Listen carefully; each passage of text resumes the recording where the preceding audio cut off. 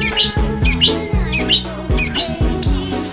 gotta do is just leave me alone.